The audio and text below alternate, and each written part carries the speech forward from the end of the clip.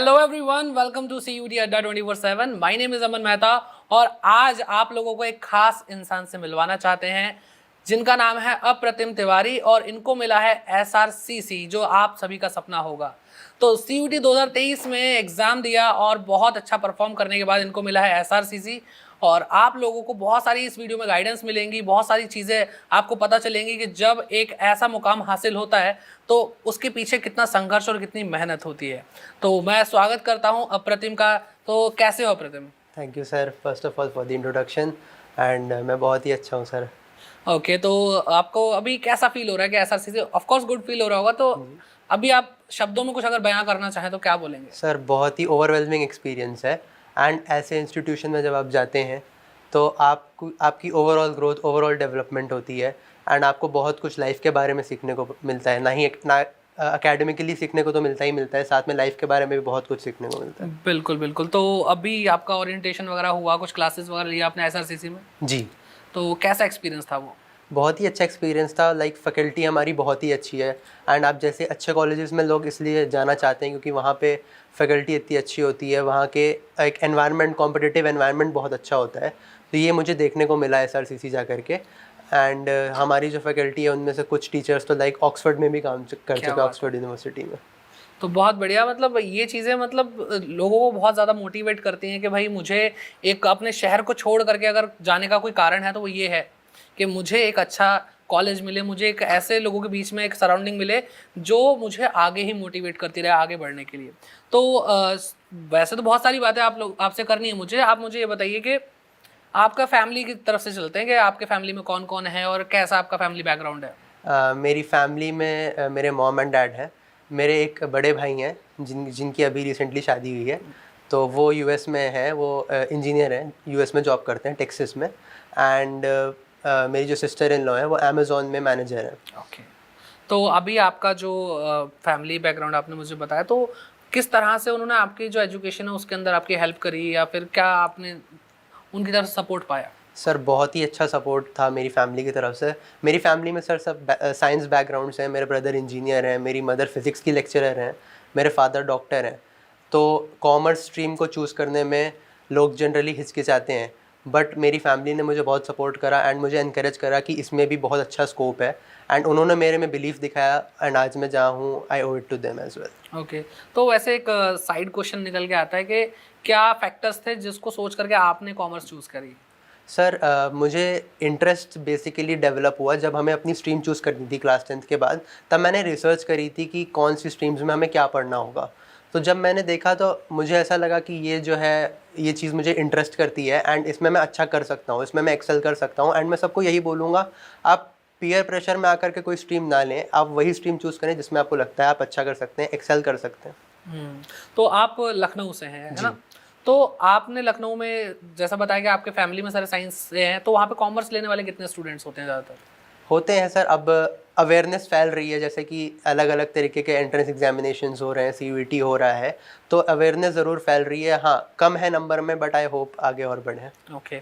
तो आपका जो स्कूल था उसके बारे में थोड़ा बताइए कि स्कूल में कैसा एटमॉस्फेयर था? आपको कितना मतलब वहाँ पे कंसेप्चुअली समझाते थे? किस तरह से आपको आगे बढ़ने के लिए मतलब उन्होंने प्रेरित किया? सर मैं लखनऊ के one of the premiere institutes जो कि इंडिया के टॉप 10 स्कूल्स में से भी एक है, लामार्टिनियर कॉलेज में था। तो वो वहाँ के टीचर्स भी बहुत अच्छे थे, उन्होंने मुझे हमेशा मोटिवेट करा एंड एक वर्क कल्चर हमें वहाँ पे बताया जाता था कि कैसे हमें कंसिस्टेंटली काम करना है, कैसे हमें कंसिस्टेंटली मेहनत करनी है। एंड बेस्ट पार्ट सर ये भी था कि हमें कैसे साथ में एकेडमिक्स में तो अच्छा होना ही होना है, हमें को curricular as a human being भी अपने आप को डेवलप करना है। Very good. तो वहाँ पे आपको बोर्ड एग्जाम आपने दिया, CBSE बोर्ड से थे आप? ICSE board. ICSE board. तो ICSE बोर्ड से थे, तो उसका सिलेबस और CUT का सिलेबस के बीच में क्या डिफरेंसेस थे आपके हिसाब से? सर डिफरेंसेस तो काफ़ी हद तक थे, बट अगर मैंने सोचा था कि NCERT बुक को मैं एक बार थरेली रीड कर लूँगा, जैसा कि मैंने सुना था आपके चैनल पर भी कि NCERT बुक्स से मैंने देखा था डायरेक्ट क्वेश्चंस आ रहे थे एग्ज़ाम में, तो मैंने फ़र्स्ट ऑफ़ ऑल तो NCERT बुक को पूरा रीड करा zero to end. And then secondly sir मुझे ऐसा लगता है कि आप जितने ज़्यादा क्वेश्चन, स्पेशली जैसे कॉमर्स बैकग्राउंड से हूँ मैं, तो अकाउंटेंसी में बहुत बच्चों को प्रॉब्लम होती है, बट अगर आप अकाउंटेंसी में वैरायटी ऑफ क्वेश्चंस को प्रैक्टिस करें, जैसे सर मैंने निचोड़ सीरीज़ की हेल्प ली थी, मैंने आपकी और भी वीडियोस देखी थी, तो मुझे इतनी वैरायटी ऑफ क्वेश्चंस मिल गई थी, तो उससे मुझे कॉन्फिडेंस भी डेवलप हुआ एंड मुझे आइडिया भी लगा कि CUET का पैटर्न कैसा है एंड मैंने जो पढ़ा है उसमें क्या अंतर है। तो बहुत ज़्यादा अंतर तो सर बेसिकली नहीं था, बट जो छोटी मोटी चीज़ें थी वो मैंने आपके चैनल से कवर कर ली थी। ओके तो अभी वैसे अगर बोर्ड की स्ट्रेटेजी आपने बनाई होगी जब 12th क्लास में थे आप, फिर आप जैसे अभी बहुत सारे स्टूडेंट हैं 2024 के लिए प्रिपेयर कर रहे हैं कि उनको अब स्कूल में भी अपनी 12th क्लास भी पढ़नी है, लेकिन उनके ऊपर प्रेशर ये है कि उनका CUET एग्ज़ाम भी आने वाला है। तो आपने किस तरह से इस चीज़ को टैकल किया? मतलब मैं डायरेक्ट क्वेश्चन बोलूँ तो CUET versus your board exam. Sir first of all मुझे ऐसा लगता है कि लोग CUET को ओवर प्रायोरिटाइज अभी मत करें। फर्स्ट ऑफ ऑल अगर आप अपनी बोर्ड्स की प्रिपरेशन अच्छे से कर रहे हैं देन आपका 70 to 80% सिलेबस, स्पेशली डोमेन्स में तो ऑलमोस्ट पूरा सिलेबस कवर हो ही जाता है। एंड देन बात रही इंग्लिश एंड GT की, तो उसके लिए हमको 1 and 1.5 months मिलते हैं। तो अगर हम उसमें अपना पूरा डेडिकेशन और कंसिस्टेंसी के साथ प्रिपेयर करें तो हम कुछ भी कर सकते हैं। लाइक मैंने ये देखा था कि जब मैंने बोर्ड्स के लिए तैयारी करना स्टार्ट करा था उस टाइम पे मेरे को CUET के बारे में पता चला था, तो सबसे पहली चीज़ मैंने यही करी थी कि मैंने अपने बोर्ड्स की पढ़ाई बहुत अच्छे से कंप्लीट करी, उसमें अच्छे से एक्सेल करा। फिर उसके बाद जब मैं CUET का सिलेबस मैंने चेक करा तो उसमें देखा स्पेशली डोमेन में तो मेरा सिलेबस वही था। तो अब बात रही थी इंग्लिश की।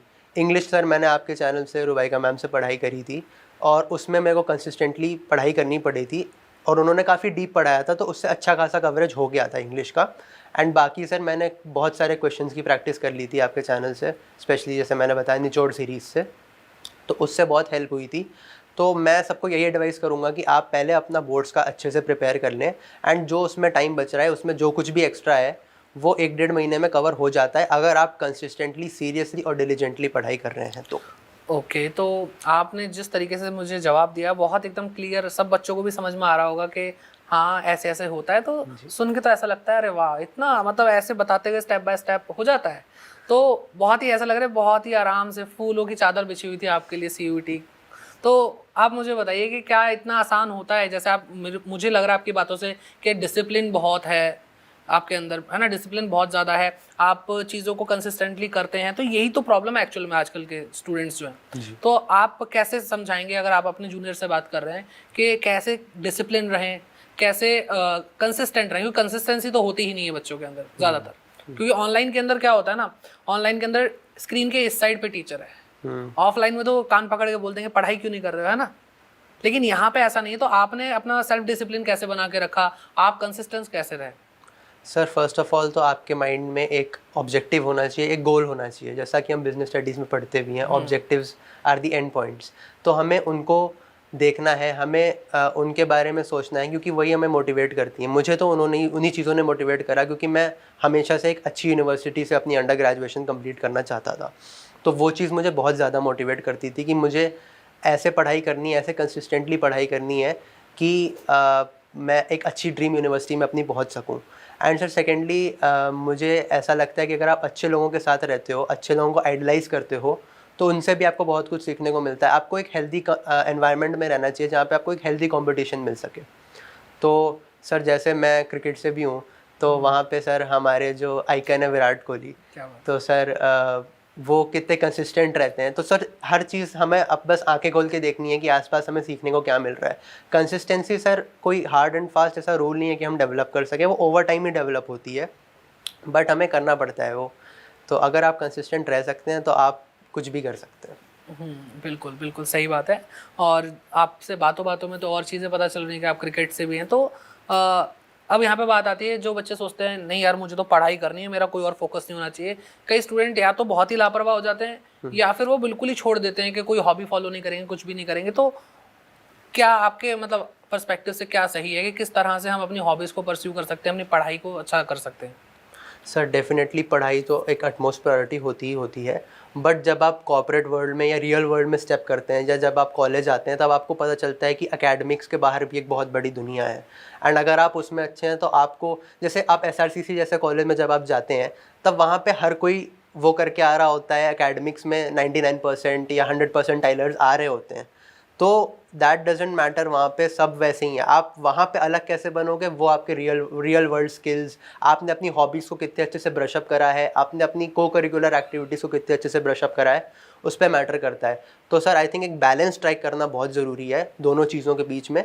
लाइक आप अगर दिन में 2 घंटे भी अपने को करिकुलर स्किल को ब्रशअप कर रहे हो then that is enough for you, क्योंकि जनरली आप जब ऐसे प्रीमियर इंस्टीट्यूट्स में जाते हो तो अगर आपके पास एक अच्छी को करिकुलर स्किल भी है तो आपको एक अलग लेवल पे सर देखा जाता है, एक अलग नज़र से देखा जाता है कि ये पढ़ाई में तो बहुत अच्छा है ही, एकेडमिकली तो बहुत ब्रिलियंट स्टूडेंट है ही, बट इसके पास को करिकुलर एक्टिविटीज़ के लिए एक एबिलिटी भी है, तो वो एक आपको अलग रिस्पेक्ट दिलाता है वहाँ पे।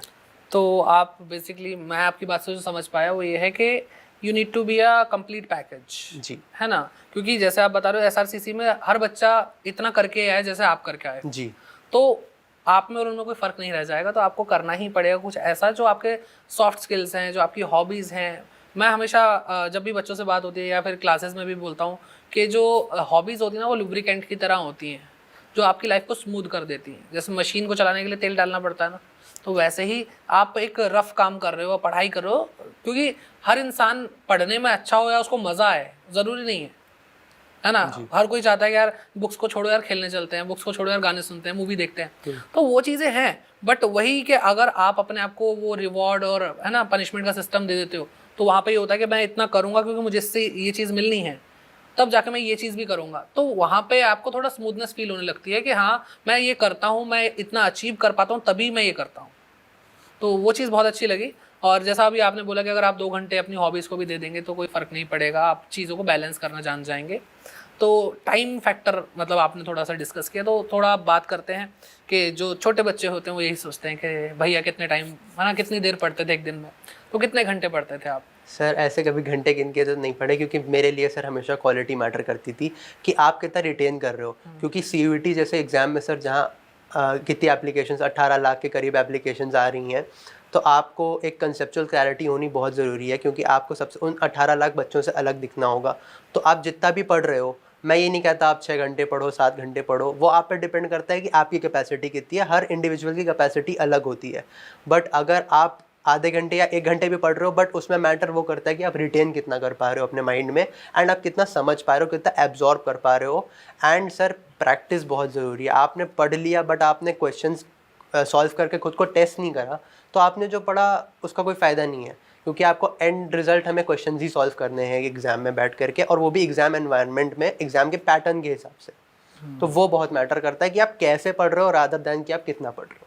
बिल्कुल। तो मतलब ये सब्जेक्टिव एक अप्रोच हो सकती है कि मैं अगर 4 घंटे पढ़ता हूँ तो शायद कोई 2 घंटे में भी उतना आउटपुट निकाल सकता है। Depends person to person. Okay, very good. तो अभी जैसे अगर हम इसकी बात कर ही रहे हैं पढ़ाई लिखाई की, तो आपने सब्जेक्ट्स कितने दिए थे? सर मैंने English, accountancy, economics, business studies and general test. तो अब इतने सब्जेक्ट्स हैं, प्लस इसमें मैं कहूँगा कि जनरल टेस्ट और इंग्लिश जो चीज़ है वो आपके डोमेन से हटके है। जी। इंग्लिश में लिटरेचर जो आप पढ़ते हो वो नहीं आती, ग्रामर पोर्शन इतना ज़्यादा है जो शायद आपके 11th-12th में नहीं होता। तो उसके लिए आपको बहुत हार्ड वर्क करना पड़ता है, जो एक एवरेज स्टूडेंट से मुझे पता चला है। एंड आपको जनरल टेस्ट तो बिल्कुल ही नहीं है, रीजनिंग कभी नहीं पड़ी, क्वांटिटेटिव एप्टीट्यूड अलग चीज़ पड़ जाती है, और करंट अफेयर्स तो बस, है ना, बहुत सारी चीज़ें, क्योंकि बच्चों को फिर रट्टा लगाना पड़ता है। तो आपकी स्ट्रैटेजी क्या रही? स्पेशली मैं बात करूंगा क्योंकि डोमेन के बारे में जानने से ज़्यादा बच्चा जानना चाहेगा कि लैंग्वेज और जीटी में कैसे किया। तो सबसे पहले मैं लैंग्वेज के लिए पूछना चाहूँगा कि इंग्लिश के लिए आपकी प्रॉपर स्ट्रैटेजी क्या थी? वैसे आपने मुझे बताया कि रुबेका मैम का सेशन देखे, ये वाला सेशन देखे, लेकिन एक्चुअल में अगर आप थोड़ा नटशेल में बताएंगे स्ट्रैटेजी क्या रहेगी तो। सर इंग्लिश बेसिकली जैसा आपने कहा कि लिटरेचर नहीं आती है जो हमने पढ़ी है, ग्रामर आती है, और वो भी बहुत इन डेप्थ ग्रामर आती है जिसमें ऑप्शंस काफ़ी कंफ्यूजिंग हो जाते हैं एट टाइम्स। तो आपको एक प्रॉपर नॉलेज होनी चाहिए रूल्स ऑफ ग्रामर की, और एक्टिव पैसिव वॉइस एंड तरह तरह की चीज़ें जो इंग्लिश में होती हैं। तो उसके लिए जो आपको 1-1.5 महीना NTA ने दिया है आपके बोर्ड्स के बाद, वो इन्हीं सब चीज़ों के लिए दिया है कि आप इन चीज़ों को ब्रशअप कर सको। एंड आपको बहुत डीप नॉलेज होने की ज़रूरत नहीं है। आप अगर एक आइडिया लगा सकते हो चीज़ों के बारे में, आप हर चीज़ को, हर टॉपिक को कवर करके उसके क्वेश्चंस कर सकते हो, तो वो बेस्ट रहेगा। क्योंकि आपको वो 1-1.5 महीना बहुत यूटिलाइज़ करना पड़ेगा। क्योंकि सर जैसे मेरी स्ट्रैटेजी ऐसी थी कि मैंने अपने स्टडी आवर्स को डिवाइड कर रखा था कि मैं रोज़ सुबह इतनी देर तक इंग्लिश पढ़ूंगा, इतनी देर मैं अपनी डोमेन्स को दूंगा और इतनी देर मैं जनरल टेस्ट को दूंगा। तो वो जो देर मैं इंग्लिश को, वो भी सिस्टमेटिकली कि आज मैंने ये पढ़ लिया, अब मैं इसके क्वेश्चंस करूंगा एंड फिर मैं देखूंगा कि मैं कहाँ स्टैंड कर रहा हूँ इस समय, क्या मेरा ये टॉपिक क्लियर हुआ है कि नहीं हुआ है। अगर मेरा टॉपिक क्लियर हो गया है then well and good, I will move to the next topic. अगर टॉपिक क्लियर नहीं हुआ है, I will rewatch the session, I will rewatch the lectures, attempt the questions again and see. तो आपको वो 1-1.5 महीना का बेस्ट यूटिलाइजेशन करना होगा। और आपको अपनी पढ़ाई को, अपने स्टडी आवर्स को, आप ऐसा नहीं है कि आप 1 घंटे एक बार 7 आवर्स की स्ट्रेच में आप पढ़ाई कर रहे हो, ऐसा कर पाना आई थिंक बहुत कम लोगों के लिए पॉसिबल है, स्पेशली अभी जिस स्टेज पे हम हैं। तो आपको वो अपने वर्क आवर्स को डिवाइड करना होगा छोटे छोटे पार्ट्स में एंड ब्रेक्स लेके पढ़ना होगा। एंड वो छोटे पार्ट्स में आपको इंग्लिश वाला जो पार्ट है उसमें आपको डेफिनेटली कंसेप्चुअल क्लैरिटी रखनी पड़ेगी, आपको क्वेश्चंस की प्रैक्टिस करनी पड़ेगी जितने ज़्यादा हो सकते हैं। तो बाकी फिर जीटी, क्योंकि जीटी तो ऐसी चीज़ है जो आपने कभी पढ़ी ही नहीं होगी, ठीक है, क्योंकि इंग्लिश तो आपने देखा होगा, ग्रामर कभी ना कभी टेंस वेंस सुना होगा, लेकिन रीजनिंग में आता है, ब्लड रिलेशन आता है और पता नहीं क्या क्या आता है, ठीक है। तो वो चीज़ें बच्चे ने पढ़ी नहीं है, तो उसको लेकर के आपकी क्या अप्रोच थी? सर बहुत बच्चे तो ऐसे थे कि हम जनरल टेस्ट बस वहीं डायरेक्ट सीयूईटी के एग्ज़ाम में जाके पहली बार देंगे बट ऐसा नहीं है। आपको अगर क्योंकि आपके पास एक टाइम स्लॉट होता है, आपको टाइम स्लॉट में गिवन क्वेश्चंस को सॉल्व करना है। तो मेरी स्ट्रैटेजी सर यही थी कि मैं जितने ज़्यादा लेक्चर्स देख करके जितनी ज़्यादा शॉर्ट ट्रिक्स उठा सकता हूँ एंड उनको रिटेन। सर बेस्ट पार्ट आपके रिटेन करने का है, आपको हाथ चलाना पड़ेगा, पेन चलाना पड़ेगा। अगर आप लिख के याद करोगे तो बहुत आसान। लाइक मैंने हर एक चैप्टर वाइज एक रजिस्टर बनाया, क्वांट्स के सेक्शन को डिवाइड करा उस रजिस्टर में, जनरल नॉलेज के सेक्शन को मैंने डिवाइड करा एंड रीजनिंग के सेक्शन को डिवाइड करा। चैप्टर वाइज मैंने हर एक टॉपिक के मैंने नोट्स बनाए कि कैसे हमारे टीचर्स ने अड्डा पे कैसे हर एक चीज़ के शॉर्ट नोट्स बनाए, हर एक चीज़ की शॉर्ट ट्रिक्स बताई हमको कि ये क्वेश्चन करना है तो ये वाला फॉर्मूला लगेगा क्वांट्स में, या फिर रीजनिंग में ब्लड रिलेशन में कैसे डायग्राम्स बनते हैं। तो वो सब चीज़ें बहुत इंपॉर्टेंट है कि आप नोट करते चलो। आप सेशन को एज अ सेशन देख रहे हो या आप उससे कुछ उठा रहे हो, इम्बाइब कर रहे हो अपने अंदर, वो बहुत मैटर करता है। सर मैं लिख के पढ़ने की आदत थी मेरी, एंड लास्ट टाइम पे सीयूईटी के एग्ज़ाम से ही एक दिन पहले मैं वो नोट्स को गो थ्रू करा, तो वो मेरे को बहुत हेल्पफुल था, बहुत ही ज़्यादा हेल्पफुल थी वो शॉर्ट ट्रिक्स जो मैंने सीखी थी अड्डा के चैनल से। गुड। तो आपका अगर मैं बात करूँ 100 परसेंटाइल तो कितने सब्जेक्ट्स में आए? सर 800 आउट ऑफ 800 था मेरा स्कोर। तो ये चीज़ क्या कहते हैं आसान नहीं रही होगी ऑब्वियसली, जैसा आप बता रहे हो कि आपकी पूरी स्ट्रैटेजी थी, आपने इतनी मेहनत करी जीटी वगैरह के लिए जो आपने भी कभी नहीं पढ़ा। देखो अगर कोई स्टूडेंट सोचता है कि अप्रतिम में कुछ एक्स्ट्रा ऑर्डिनरी चीज़ है, तो मैं पर्सनली ये बिलीव करता हूँ कि हर इंसान नॉर्मल है, सेम पेज से स्टार्ट करता है। तो आपने भी वहीं से स्टार्ट करा है जहाँ से बाकी लोग करेंगे अब। तो आपने एक प्रॉपर स्ट्रैटेजी और सारी सेल्फ डिसिप्लिन वगैरह को अच्छे से फॉलो किया। तो अब बात रही ये दोनों चीज़ हमने कर ली, अब डोमेन्स में बात आती है कि कई स्टूडेंट होंगे जो डोमेन्स को बहुत हल्के में ले लेंगे, यार ये 12th में तो पढ़ा हुआ है, क्या करना है देख, है ना, हो जाएगा। तो मुझे इस क्वेश्चन का जवाब चाहिए कि आपके हिसाब से डोमेन्स को जब हम बोर्ड एग्जाम के लिए पढ़ते हैं और डोमेन्स को जब हम सीयूटी के लिए पढ़ते हैं एमसीक्यू पर्सपेक्टिव से, तो क्या डिफरेंस आ जाता है? सर काफ़ी ज़्यादा डिफरेंस होता है, क्योंकि एमसीक्यूज़ एक ऐसी चीज़ है जो आप कहीं से भी बना सकते हो, एंड वो एमसीक्यूज़ जो सीयूईटी में आते हैं वो बहुत डायरेक्ट नहीं होते हैं, रादर देन आप जो बोर्ड्स में एमसीक्यूज़ तो सर बोर्ड्स में भी आते हैं बट वो बहुत डायरेक्ट होते हैं, एंड जो सीयूईटी में होते हैं वो घूमे हुए होते हैं, ऑप्शंस बहुत ही ज़्यादा क्लोज होते हैं, एंड आपको वहाँ पे कॉन्सेप्ट अपना अप्लाई करना पड़ता है। तो मेरे ख्याल से अगर आप बोर्ड्स में, तो सर जैसे बिजनेस स्टडीज़ का मैं एग्जांपल लेके आपको समझाना चाहूँगा। बिजनेस स्टडीज़ में अगर आपको हेडिंग्स याद हैं तो आप फुल भी स्कोर कर सकते हैं बोर्ड्स में, बट अगर आपको सीयूईटी में नहीं पता है कि उस हेडिंग के अंडर क्या लिखा है, उसमें कंटेंट क्या है, आपको एक line by line important keywords नहीं पता है, then I don't think CUET will be very easy for you. Good. तो थ्योरेटिकल सब्जेक्ट के लिए आपका एक टिप ये हो गई कि हेडिंग्स तो पढ़ो ही पढ़ो, अंदर कंटेंट जो है उसको कीवर्ड्स जो है उनको अच्छे से समझ लो। जी ठीक है। तो इसमें तो थोड़ा इकोनॉमिक्स भी कवर हो गया और बीएसटी भी हो गया। अब बात करते हैं अकाउंट्स की, जो है ना, मेरा तो सब्जेक्ट है ही, तो मुझे बहुत प्यार है इससे। तो अकाउंटेंसी को लेकर आपका क्या टेक है, कैसे आपकी प्रिपरेशन रही उसमें?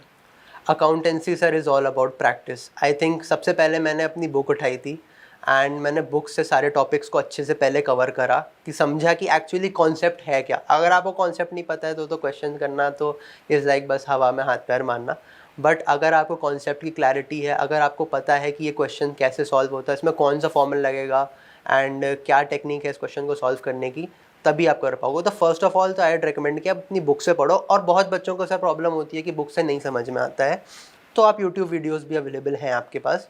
देखिए कंटेंट तो हर जगह अवेलेबल है, वो आपके ऊपर डिपेंड करता है कि आप कितना सीरियस हो अपने काम को लेकर के। तो मैंने सर सबसे पहले बुक से पढ़ा एंड देन उसके बाद as I completed my syllabus, मैंने सोचा कि जितनी जल्दी ख़त्म कर सकते हो करो।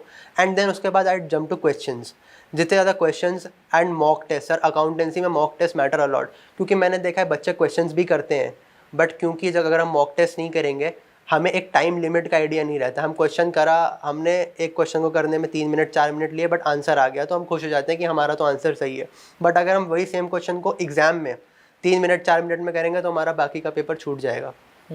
तो हमें एक टाइम का भी आइडिया लेना है, हमें एक कॉन्सेप्ट्स का क्लैरिटी तो होनी ही चाहिए, एंड हमें ये भी पता होना चाहिए क्वेश्चन को कैसे सॉल्व करना है। तो पहले कॉन्सेप्ट्स को एक बार अच्छे से ब्रश अप कर लो, अच्छे से दिमाग में बैठा लो, एंड देन उसके बाद जितने ज़्यादा क्वेश्चंस, वैरायटी ऑफ क्वेश्चंस आप प्रैक्टिस कर सकते हो, प्रीवियस ईयर क्वेश्चंस भी अवेलेबल हो जाएंगे अब तो बहुत सारे, तो वो बहुत हेल्पफुल रहेगा आपके लिए। तो अकाउंट्स में प्रैक्टिस, और वैसे तो प्रैक्टिस सबके लिए, लेकिन न्यूमेरिकल सब्जेक्ट है तो इसलिए बहुत ज़्यादा प्रैक्टिस। और स्पेशली उस चीज़ के बारे में मैं पूछूंगा जो शायद सब बच्चों का डर होता है, जो एडिशनल टॉपिक्स आ जाते हैं अकाउंट्स में तो है, जैसे कंप्यूटराइज अकाउंटिंग है, एनपीओ है, सीबीएसई में नहीं है, बहुत सारे स्टेट बोर्ड्स में नहीं है, ठीक है, और रिडेम्पशन ऑफ डिबेंचर, तो वो आपने प्रिपेयर किया होगा जी। तो कैसे प्रिपेयर किया वो?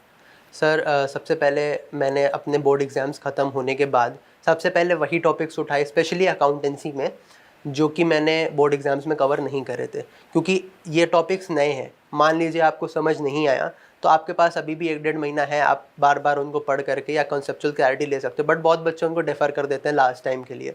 अगर आपने उनको लास्ट टाइम के लिए डिफ़र करा तो वो एक एडिशनल प्रेशर बन जाता है आपके माइंड पे। तो आप पहले उनको ख़त्म कर लो, क्योंकि बाकी की चीज़ें तो आपने 12th में कवर करी हैं, मैं डोमेन की बात करूँ तो अगर आपने पहले वो चीज़ें कर ली जो एडिशनल हैं आपके सिलेबस में, तो आपके माइंड से अपने आप एक लोड फ्री हो जाएगा। एंड आई वुड रिकमेंड कि आप पहले वही ख़त्म कर लें तो ज़्यादा बेटर रहेगा। बिल्कुल बिल्कुल। तो अभी जैसे आपने मॉक टेस्ट के बारे में बताया था, तो आपने मॉक टेस्ट CUET अड्डा 24/7 का लिया होगा, तो क्या आपने उसमें मतलब उसको कैसे यूज़ किया, कैसे आपके लिए वो हेल्पफुल था? सर फर्स्ट ऑफ ऑल एक कॉम्पिटिटिव एग्ज़ाम के माइंडसेट में आना बहुत ज़रूरी है, क्योंकि आप बहुत सारे बच्चों से कॉम्पीट कर रहे हो। यहाँ पे एक अराउंड 2 मिलियन स्टूडेंट्स से आप कॉम्पीट कर रहे हो, तो एक कॉम्पिटिटिव माइंडसेट, आप जब अलग एनवायरनमेंट में बैठ करके अपने लैपटॉप के आगे या कंप्यूटर के आगे या फ़ोन पे मॉक टेस्ट को अटेम्प्ट करते हो, तो आपको पता चलता है कि हाँ ऐसे ही मुझे अपने एग्ज़ाम के टाइम पे भी करना होगा। एंड सर सेकेंडली, मैंने जैसे आपको बताया था, टाइम बहुत इंपॉर्टेंट है, तो वो टाइम फ्रेम के बारे में भी मुझे आइडिया लगा था, एंड कैसे क्वेश्चंस आने वाले हैं मॉक में। एंड जब आप मॉक करते हो तो आपको ये भी पता चल जाता है कि आप कहाँ स्टैंड कर रहे हो, क्योंकि हर मॉक के बाद आपको एक डिटेल्ड एनालिसिस मिलता है कि आपकी ये परसेंटाइल है, आपने इस मॉक को इतने टाइम में ख़त्म करा, आपने इस क्वेश्चन पे इतना टाइम स्पेंड करा, आपका ये क्वेश्चन गलत है, ये क्वेश्चन सही है, आप कहाँ गलत गए, सोल्यूशन भी गिवन है आपको। तो ये सब छोटी छोटी चीज़ें ऐड अप करती हैं सर बहुत ज़्यादा। ओके, तो अब लास्ट फेज़ है हमारे इस इंटरव्यू का, तो आप मुझे बताइए कि CUET अड्डा 24/7 का क्या रोल था आपकी इस SRCC में सिलेक्शन की जर्नी में? सर आईड लाइक टू से एकेडमिकली तो बहुत बड़ा रोल था। लाइक एकेडमिकली उन्होंने मेरे को बहुत अच्छे से प्रिपेयर करा, एंड स्पेशली वो निचोड़ सीरीज़ का तो मैं नाम बार बार लेना चाहूँगा सर, उसने तो बहुत ही हेल्प करा था, क्योंकि वो जो क्वेश्चंस की वैरायटी हमने प्रैक्टिस करी थी वहाँ पे, वो मेरे को बहुत काम आई थी मेरे एक्चुअल एग्जामिनेशन में।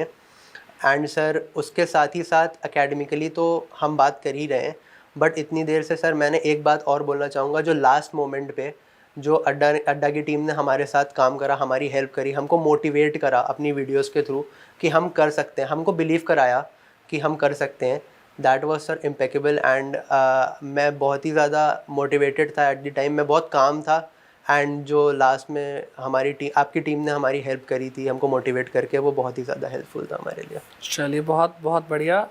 तो लास्ट में आप मुझे ये बताइए कि आपके जो करियर आगे आप सोच रहे हैं, उसका करियर एस्पिरेशंस आपकी क्या क्या हैं, कि आप SRCC से निकलने के बाद और क्या अपने करियर में देखते हैं कि मेरे को ये करना है, ये चीज़ें अचीव करने, गोल्स क्या हैं आपके? सर फर्स्ट ऑफ ऑल तो मैं बोलना चाहूँगा, I would like to become a really good human being and add value to the society. And sir मेरे पास करियर ऑप्शंस के नाम पे अभी सर 2 से 3 ऑप्शंस अवेलेबल हैं सर। मैं अभी चार्टर्ड अकाउंटेंसी की भी सोच रहा हूँ, एंड मैंने अभी तो सर फर्स्ट ईयर है, तो we are all just discovering our different career options. तो मैं कैट करके MBA भी करने की सोच रहा हूँ। And sir as a sports में मैं क्रिकेट की भी आगे जाने की सोच रहा हूँ। Very good, very good. तो अब इस सेशन को रैप अप करने से पहले आप बताइए बच्चों को, जो आपके जूनियर्स हैं, कि आप उनको क्या टिप्स देंगे कि 2024 में या जब भी वो ये इंटरव्यू देख रहे हैं तो उनके लिए क्या आप गाइडेंस देंगे, क्या टिप्स देंगे कि वो भी SRCC जैसे बढ़िया कॉलेज में एडमिशन ले सकें? श्योर। तो जैसा कि मैंने आप सबको बताया कि आपको conceptual clarity and academically brilliant तो होना ही पड़ेगा, बट साथ ही साथ आपको कॉन्फिडेंट भी रहना पड़ेगा एग्ज़ाम के टाइम पे। आपको किसी भी चीज़ से घबराना नहीं, क्योंकि अभी नया एग्ज़ाम है, बहुत ज़्यादा पैटर्न लोगों को नहीं पता है अभी। तो आपके कुछ क्वेश्चंस ऐसे आप मॉक्स अटेम्प्ट करोगे, कुछ क्वेश्चंस आपके इधर उधर या आप कहीं से भी अटेम्प्ट करोगे तो गलत होंगे या आउट ऑफ द सिलेबस होंगे, तो आपको बहुत ज़्यादा घबराना नहीं है, आपको अपने ऊपर फेथ रखना है। एंड सेकेंडली आपको कंसिस्टेंटली पढ़ाई करनी है, कंसिस्टेंटली मेहनत करनी है। आप रोज़ थोड़ा थोड़ा करोगे तो आप पहाड़ भी चढ़ सकते हो, कोई बड़ी बात नहीं है। तो आपको बस अपने आप पे भरोसा रखना है, कंसिस्टेंटली मेहनत करनी है। एंड आप भी SRCC जैसे ड्रीम इंस्टीट्यूट में जा सकते हो। बस किसी भी चीज़ का प्रेशर नहीं लेना है, हर चीज़ को is just a process, it's a part of your learning. You need to enjoy this process, it's easier said than done, but still you have to enjoy the process and learn through this, क्योंकि आपको इसके exam को clear करने के बाद भी life के बारे में बहुत कुछ सीखने को मिलेगा। एंड लाइफ बहुत बड़ी है, SRCC में आने के बाद भी आपको बहुत सारी चीज़ें करनी है। तो just take it lightly, enjoy the process, and आप भी कर सकते हो, कोई बड़ी बात नहीं है। क्या बात है। तो ये हमारे साथ थे अप्रतिम तिवारी, जिन्होंने SRCC क्रैक किया, और बहुत लाखों लोगों का सपना है SRCC जैसे प्रेस्टीजियस कॉलेज में जाने का, और ये सपना साकार होते हुए हमने देखा। अप्रतिम का सपना था, हमारा सपना था उनको इस तरह से सक्सेस होते हुए देखना। और CUET अड्डा 24/7 परिवार ने बहुत सारे ऐसे रिजल्ट दिए हैं जो कि धीरे धीरे आपके सामने ज़रूर आते रहेंगे, और बहुत सारी ऐसी सक्सेस स्टोरीज हैं जो आपके सामने हम लाने वाले हैं। तो ज़रूर इस वीडियो को सबके साथ शेयर कीजिए, ताकि बहुत सारे ऐसे स्टूडेंट जो अभी सोच रहे हैं कि बहुत अच्छे अच्छे कॉलेजेस में मुझे जाना है, मुझे अपनी लाइफ को बड़ा करना है, तो वो भी इस स्टोरी से इंस्पायर होकर के अपने